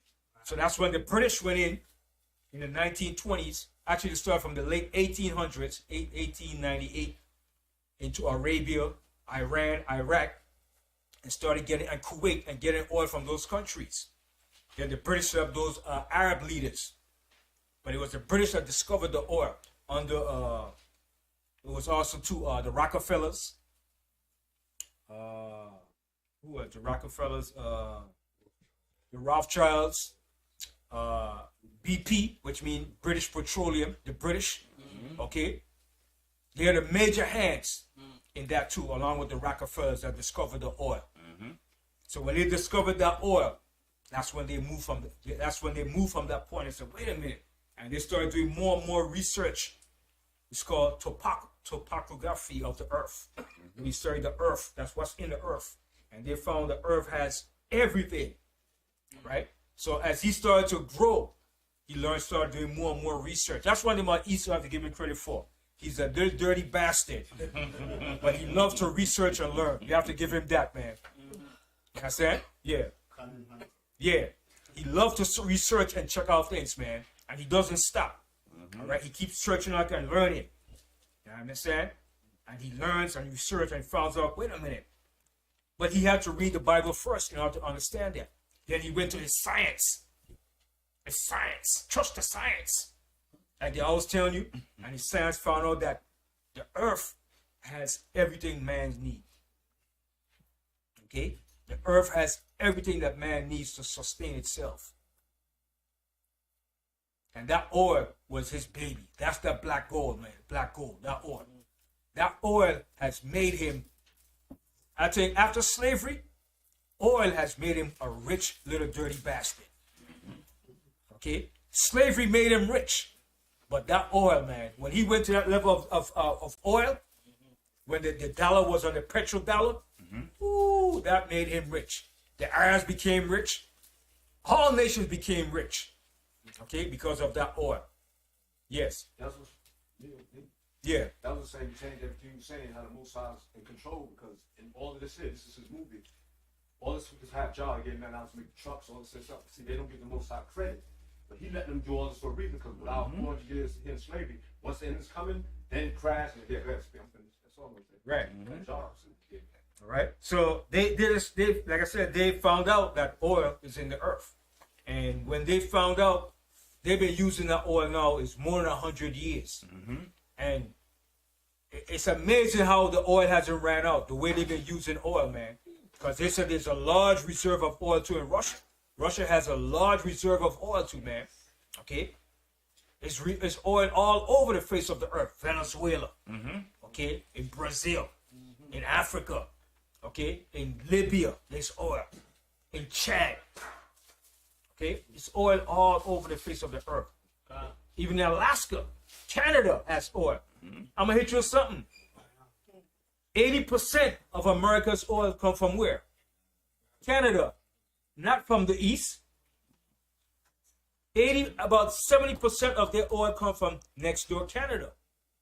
So why do they have to raise the price of oil? It's all because of greed.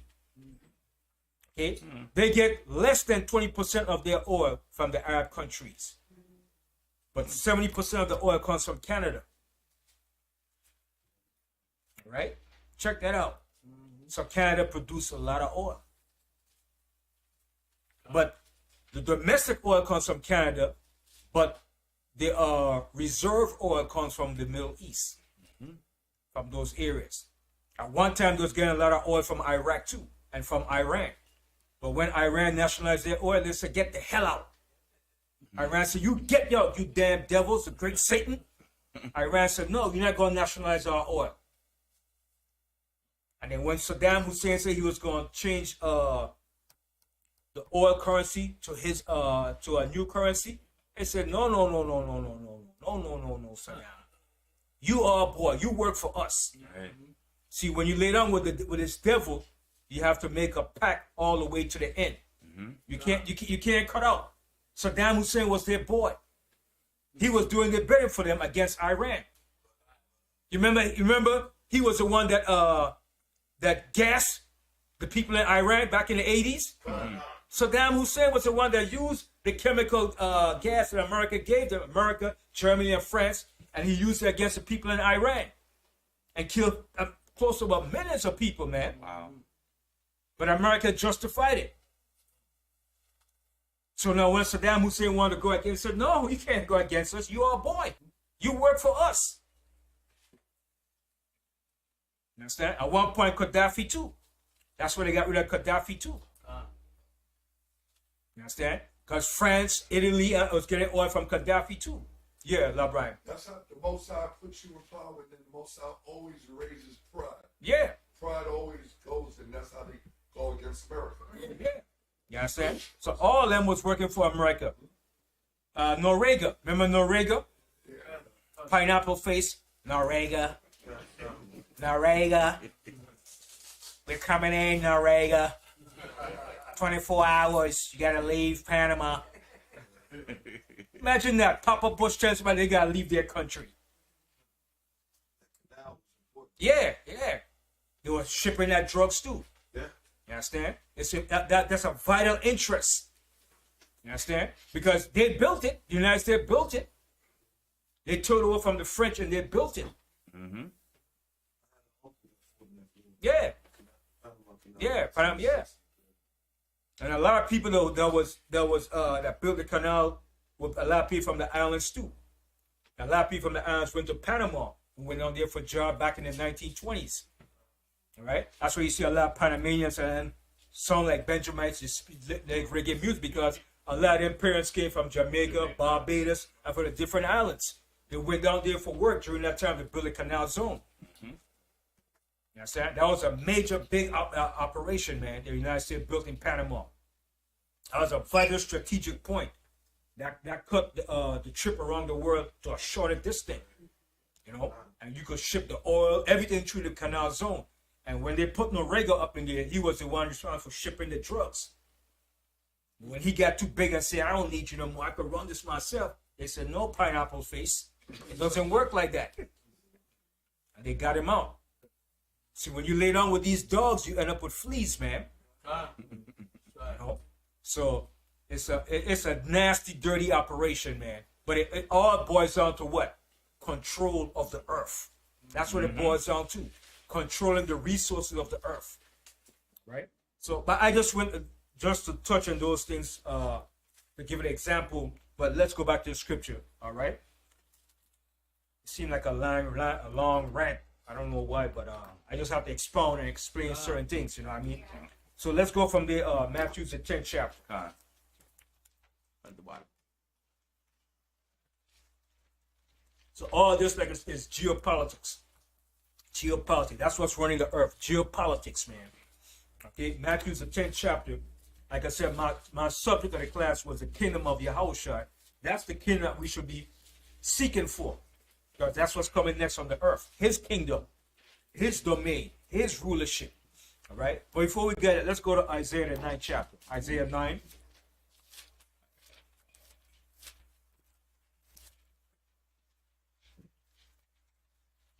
I got it.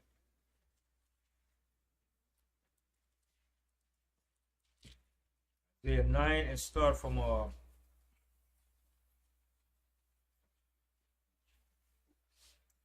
you know what? I should have read this here. Read the 5th verse. I should have brought this up when I read Isaiah 54 and 17. Isaiah 9 and 5. Isaiah 9 and 5 reads, "For every battle of the warrior is with confused noise." So it says, for every battle of the warrior is with confused noise. Wars are fought in ancient world, and even today's with confused noise. That are noise. Right? Go ahead. And garments rolled in blood. And garments rolled in blood, close-up combat, stabbing, guts on the floor, brains all over the floor, everything, blood gushing up. Go ahead. But this shall be with burning and fuel of fire. But this battle that's going to take place in the earth is going to be with what?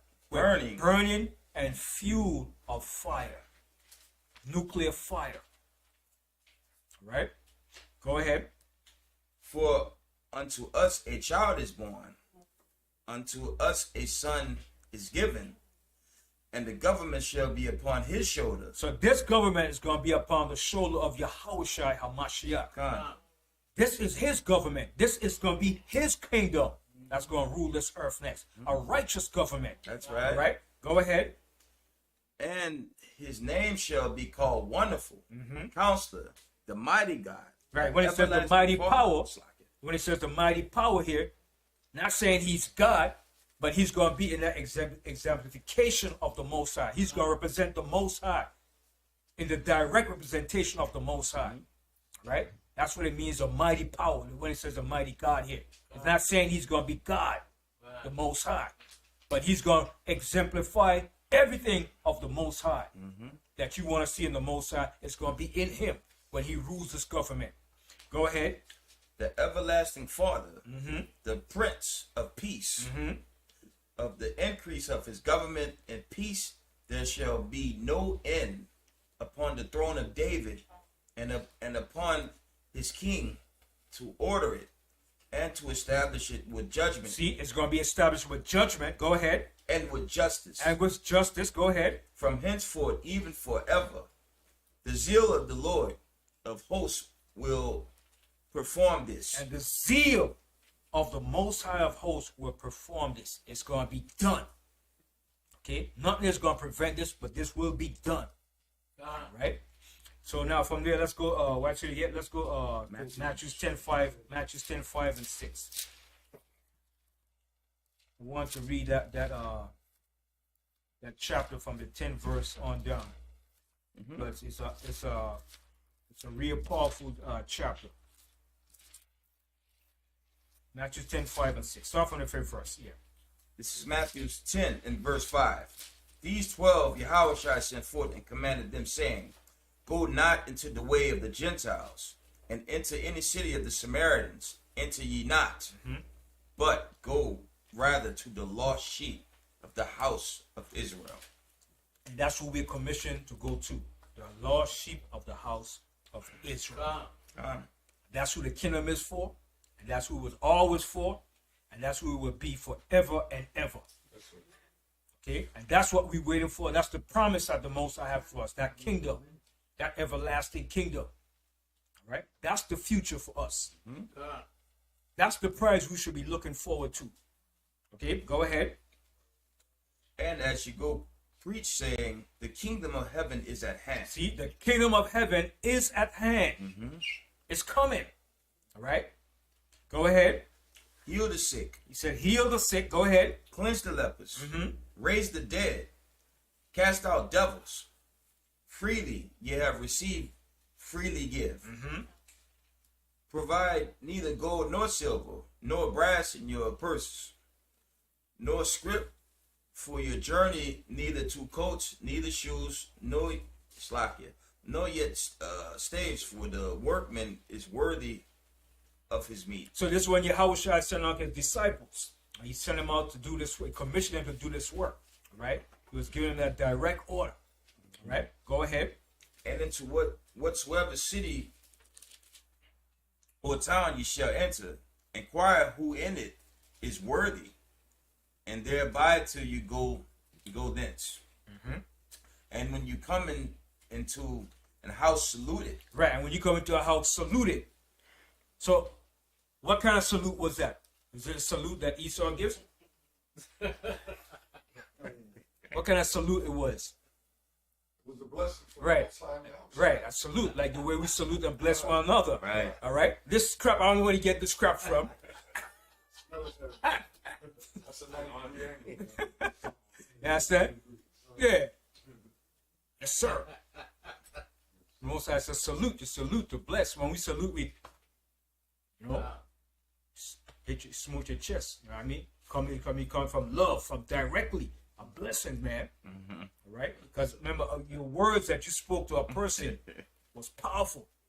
You understand? Because remember, when Mary,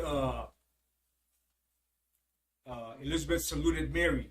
When Mary saluted Elizabeth, when she saluted her, what happened? Jeremiah leapt in her womb. John. John, I'm sorry. Yeah. John. The baby leaped in her womb. Right. Why did the baby leap in her womb? Right, because he recognized the words that were spoken, the spoken word, when he heard that word. And it was a salute, it was a blessing. And the baby leaped in her womb and she was like, whoa. You understand? She recognized that.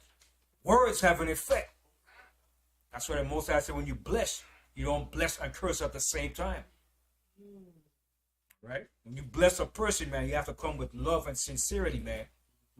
And when she saluted her, man, that word, it resonated, man. It went straight, directly to the spirit. And John leaped in the womb. Right? So our words, especially in Hebrew, is powerful, man.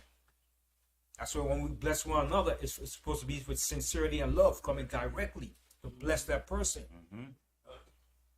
Right? That's the power of words, man. So the baby leap in her womb. Right? Go ahead. We're at verse 12.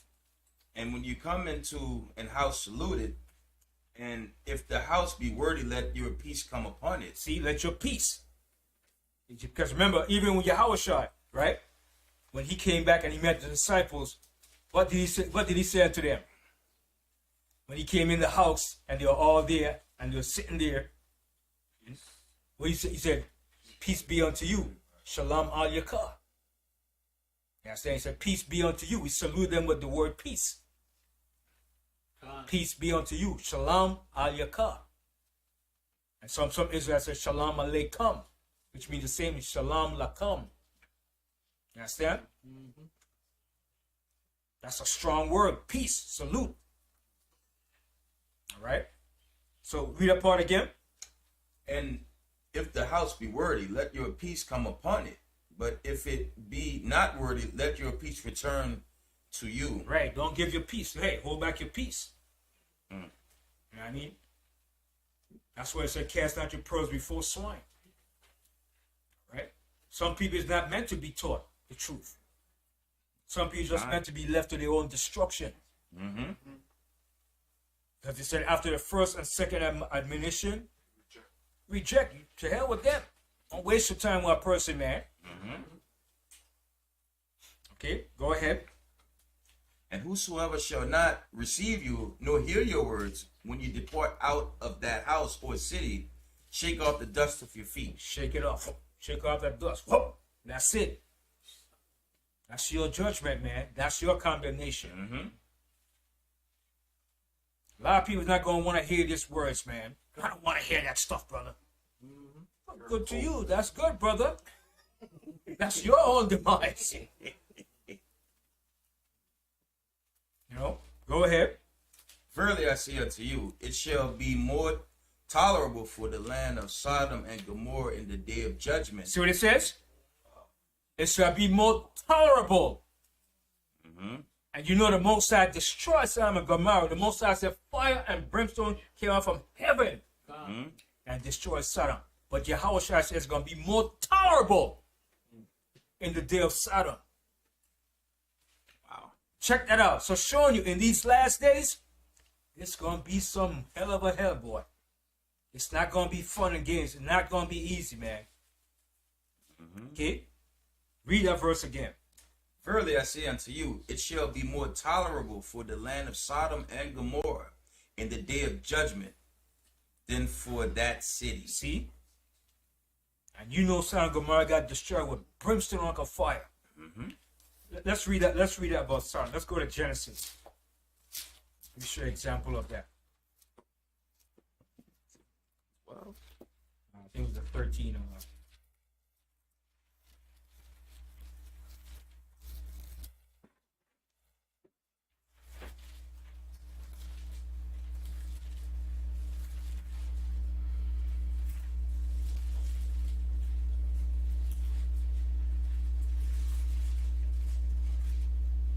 is it 14? yeah, 14 and yeah. Is it here? Oh, so it's 14. No, it said same day the Most High rained fire upon our fall. Okay. Yeah.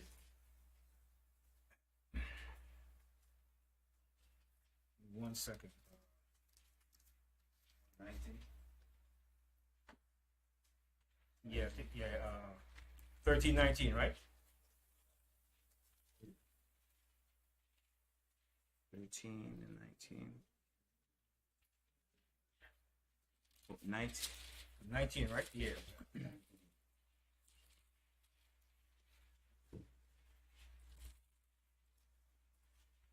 Psalm 19.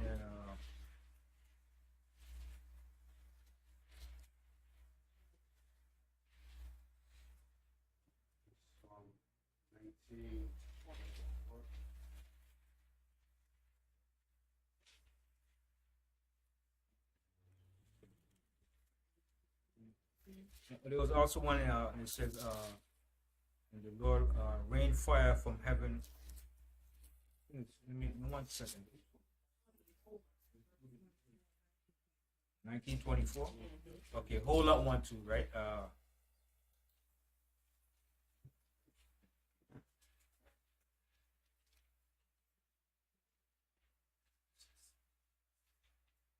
Yeah, that's going to Lot's wife.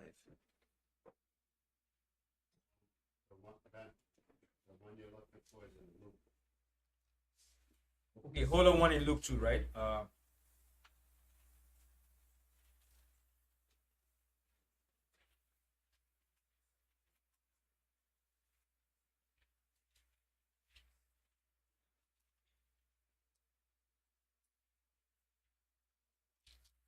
There's also one here in Genesis.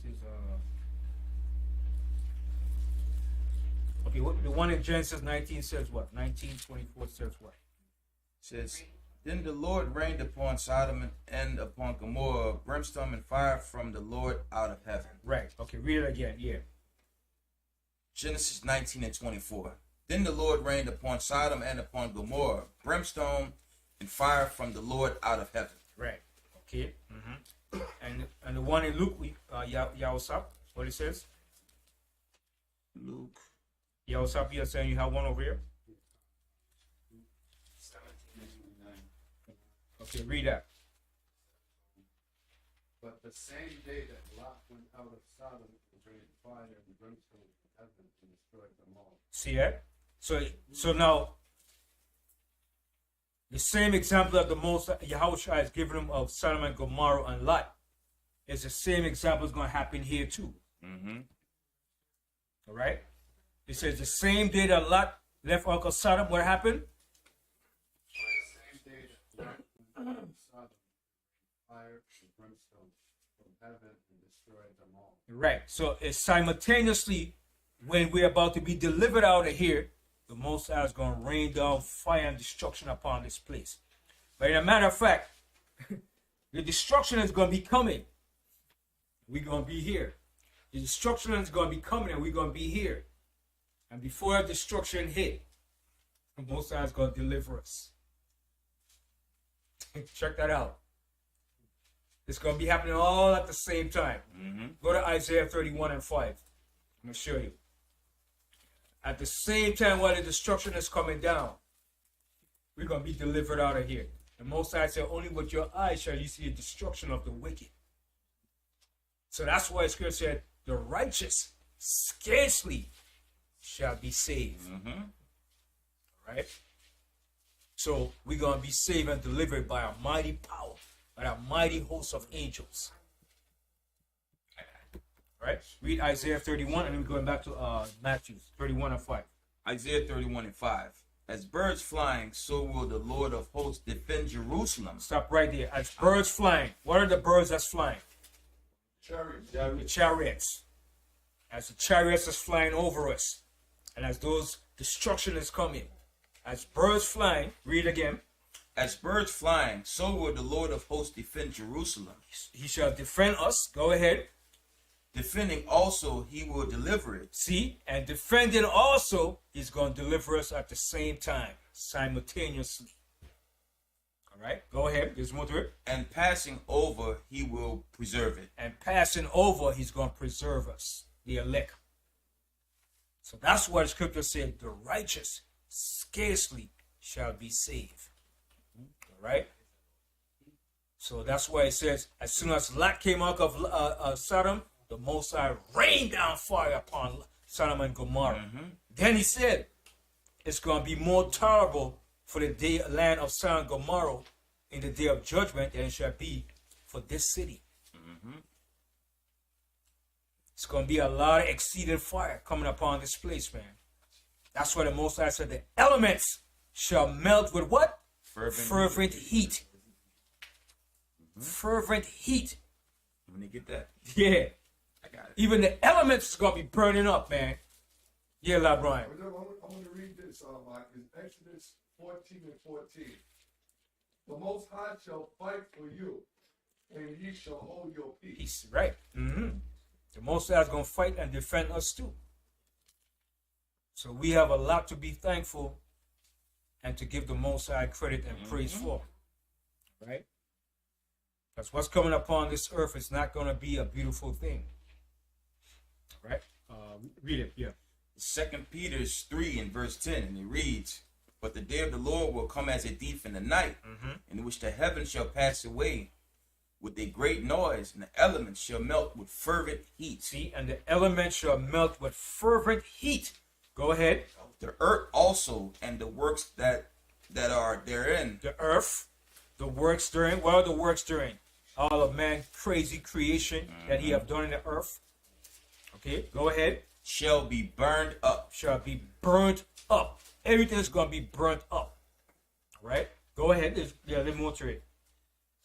God, seeing then that all these things shall be dissolved, what manner of persons are you to be in all holy conversations and godliness? See? So what kind of people are we supposed to be? Godly people. Okay? Striving to enter into that kingdom. Okay? All right, so let's go back to Matthew's, the 10th chapter.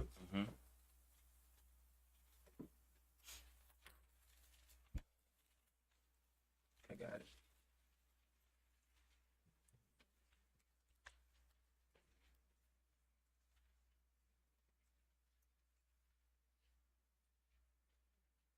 So we left off in the 15th verse.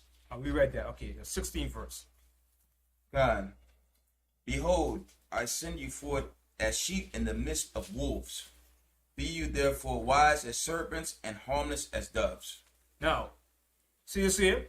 Behold, I send you forth as sheep in the midst of wolves. Be ye therefore wise as serpents and harmless as doves. What was Yahawashi telling the disciples And also telling us for these last days, what was the wisdom that he was imparting? When he says, behold, I send you forth as sheep in the midst of wolves. Be ye therefore wise as serpents and harmless as a dove. And what else? Use wisdom and discretion. Use wisdom and discretion. All right? Because he says, behold, I send you forth as sheep in the midst of wolves. All right? Now, you know you can't send a sheep to wolves because the wolves going to eat that sheep. But we still are sheep. So when we go before these wolves now, you have to be what? Wise. You have to be wise. You have to be careful. You have to be circumspect. You have to be observant and watching. You just can't go, oh, yeah, la-di-da-di, God love everybody. No. You have to watch. Analyze, right? Right? Then it says, be ye therefore wise as serpents. Why do he say be wise as a serpent? Love Brian. Because a serpent is patient on his prey. He looks and he analyzes before he strikes. Right. So you gotta be wise as a serpent. As you see him there, that I don't like serpents there, but that's a smart creature, man. He ain't stupid, man. All right, he sits there and he, you know, I don't know if he could see, but he could sense and pick up vibration. He could see. His tongue sensitive. Yeah, his tongue picked up the vibration and senses thing. But I don't know what do he see? Yeah, he could see, right? The serpent. He's probably used those heat sensing in the nighttime. Yeah. So he can pick up the things that he can't see at night. Use those picks for the nighttime. Right. He can see in the day. Right. But he's smart. He's clever. He's patient, man, and he waits. And he waits for the opportune time to strike. Okay. Now a snake too, a serpent too, will back off from his enemy too. Okay. But if he's back in a corner where he can't run, he's gonna put those fangs out, man. Okay. But I haven't seen a cobra or a black mamba run, man. That black mamba, man, if he bites you, man, say goodbye. And that black mamba is so quick. Even that cobra, that he's quick too, man. Yeah, man. Swift, man. And he stands up. You know? Most I got some serious things out there, man. Serious, man. And when he strike, man, that's a deadly strike, man. Yeah. The difference between the cobra and the black mamba, the cobra can hit you, but the black mamba will keep hitting you. Yeah. He ain't gonna hit and start Yeah. hitting you all the time. Yeah, that black mamba, man. He's quick too, man. Yeah. Yep. So he said, be wise as a serpent, man. So you got to calculate. Wise. All right? Go ahead. Verse 17.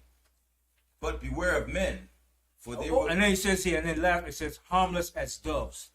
What does it mean to be harmless as dove? Slash. Harmless as doves. But we know a dove is a harmless creature, right? Yeah. Dove and a pigeon, they're harmless. Yeah. So he's showing you we have to know when to operate, when to use discretion, how to abase, and how to abound. Right? How to usurp, how to use direct force, and when not to use force. Right? Yes, like the scripture said, there's a time for everything. A time and season for everything. A time for war, a time for love, a time for peace. So when you go in the midst of these people, you have to know how to use the proper wisdom. Now, do we know he's a devil? So are you going to go in there and say, you goddamn devil, you? Are you going to do that? No, you know he's a devil, but you're going to put that in check and deal with him. Right. You understand? To move to that next level. All right? But we know he's a devil, but you're not going to go in there and call him the devil. Right. You keep the upper hand. Right, you understand? So you use wisdom. All right? Go ahead. Verse 17. But beware of men, For they will deliver you up to the councils, and they will scourge you in the synagogues. And that was our people doing that. This was our people. All right, go ahead. And ye shall be brought before governors and kings for my sake, for a testimony against them and the Gentiles. But when they deliver you up, take no thought how or what ye shall speak, for it shall be given you in that same hour what you shall speak. For it is not ye that speak, but the Spirit of your Father which speaketh in you. Go ahead. And the brother shall deliver up the brother to death. And that's going to happen in these last days too, at a higher rate too. All right, go ahead. And the father, the child, and the children shall rise up against their parents, And that's going to happen more frequently in these last days too. All right, go ahead. and cause them to be put to death. And ye shall be hated of all men for my name's sake. But he that endureth to the end shall be saved. Right. So you have to endure all these things. All right. These are some of the things that we have to endure too. All right. Go ahead. But when they persecute you in the city, flee ye into another. For verily I say unto you, ye shall not have gone over the city of Israel till the Son of Man be come. Right. So the disciples didn't go over all the land of Israel. All right. All right. Because it was so much of us that was scattered all over the place, the four corners of the earth. All right. Go ahead. The disciple is not above his master, nor the servant above his Lord. And it is enough for the disciple that he be as his master, and the servant as his Lord. If they have called the master of the house of Beelzebub, how much more shall they call them of his household? Right. So they call Yahawashi Beelzebub. So they call him Beelzebub. How much you going to call you, though, his followers? Okay, go ahead. Fear them not, therefore, for there is nothing covered that shall not be revealed, and hid that shall not be known. What I tell you in darkness, that speak ye in light, and what ye hear in the ear, that preach ye upon the housetops. And fear not them which kill the body, but are not able to kill the soul, but rather fear him which is able to destroy both soul and body in hell. Right. So the Most High got the power to destroy you on all levels. All right. And then Buju Banton made this song. He said, murderer, murderer. He said, you could kill I today, but you can't kill I tomorrow. So I mean, you could kill him today, but you still can't kill him no more because there's no more to kill. So I mean, you can't totally destroy him. You understand? But when you listen to that song, it's heavy what he's singing. It's heavy because it's related to what Yahawashi said here. All right? He said, fear not them that could kill the body, but are not able to kill the soul. You could kill a man, but you can't kill his soul. You understand? Only the Most High could kill and destroy your soul. But then in another movie too, which when I saw it, I had to step back and like, damn, who the hell wrote this movie? Remember that movie Shutter? In the end, when he said, what you want? What you want? The woman, give the money. He said, I want your soul. When he said that, I had to like back up like, damn, who the hell wrote that movie, man?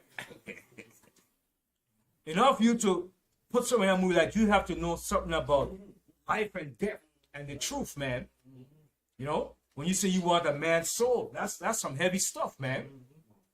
You're dealing some high level stuff when you say you want a man's soul, because no man could take your soul but the Most High. You know? So when I heard that, I had to back up and pause like, wait a minute. Wow. Where the hell he got that from? Who wrote that line, man? You know? So in certain things, like I said, when you hear certain things and see certain things, you have to analyze it. So I just want to share that part that Yahawashi said, only the Most High could take your soul. But when I heard that in the movie, man, it was like, whoa. I had to back up for a while and like, whoa. Who wrote that movie, man? Who wrote that line for him to play that part? You know? And he came and he put the gun in his mouth. He said, I want your soul. serious, man. You know. Yes. I just want to say, speaking fast, so in today's world, when people, they fail to realize, you read the Bible, say, form man from the dust of the ground. Genesis 2:7, he said that he breathed the breath of life, and man's nostril, he breathed his life. I mean, his breath, that was his spirit. So now in this world, if you don't worship him in spirit and truth, John 4:24, then you ain't going to believe the Bible said. That's something I can't wait to get. That's all I want to say. So they ain't going to believe nothing. But what I'm going to say is, I'm trying to say is what? Zachariah. Okay, Zachariah. All right. All praises. All praises. All praises. All right. But I'm going to close up the class on this point. And with that, I say shalom. Like I say, to all those that missed, Passover is coming up for us, April 16th. Okay. So that's when the house of David is keeping the Passover. So with that, I say shalom. And from Yashua.